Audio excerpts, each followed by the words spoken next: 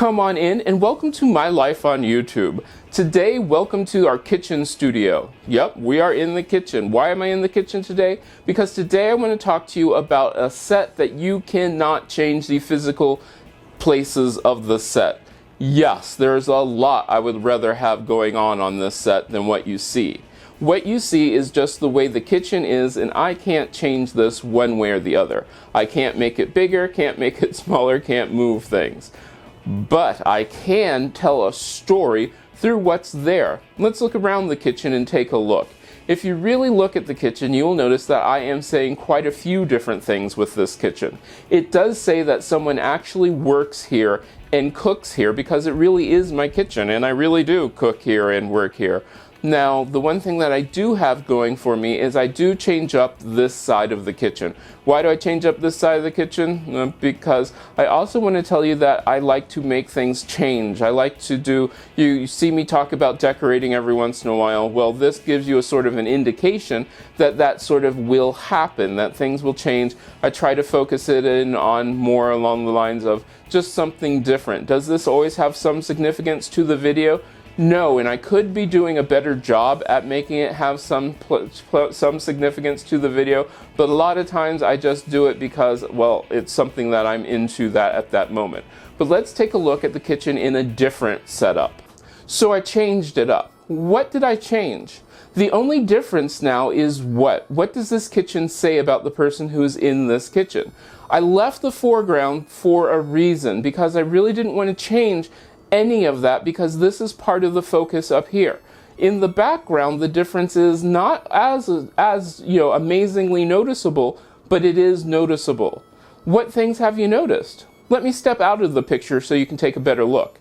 With me out of the picture, what exactly does this say?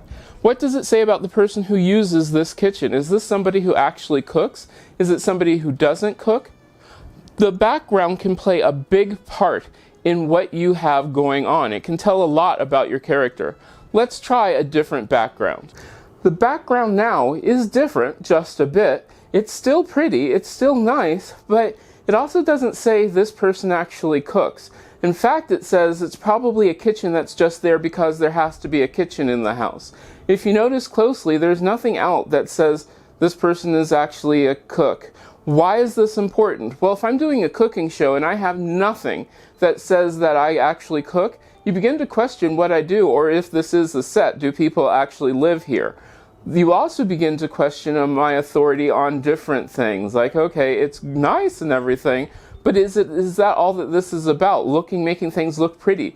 Will the food actually taste good? These are all subconscious things which we have to think about when setting something up. There's nothing in here that tells anything really about me. It's sure there's some plants in there, but it looks more like it was decorated. Let's try a different look. Here we have another background, a whole different look. In this look, what exactly is it saying? Once again, is this the kitchen of somebody who cooks a lot, or is this the kitchen of somebody who makes a lot of cocktails? Now, one of the things which I have found is, yes, I could do my kitchen so it looks like I make a ton of cocktails, since I do a cocktail every Thursday, but like I said, this has to be a working kitchen, so doing that isn't necessarily the easiest thing to do. I can change this up really easy right here, real simple. But this whole setup does not say cooks a lot. Let's try one more setup and you tell me what you think it's saying. Alright, one last quick look at a kitchen. In this kitchen, what exactly is being said? What does it say about the person who works here? So our final shot, what's this kitchen saying? Is it saying that this person cooks? What's it saying about the time frame? All of these things have to be taken into account when you're looking at, the story behind you. You can tell a lot about the person just by what's behind them. That's an important thing to remember. Frame up your shot, then decide what needs to be in the background.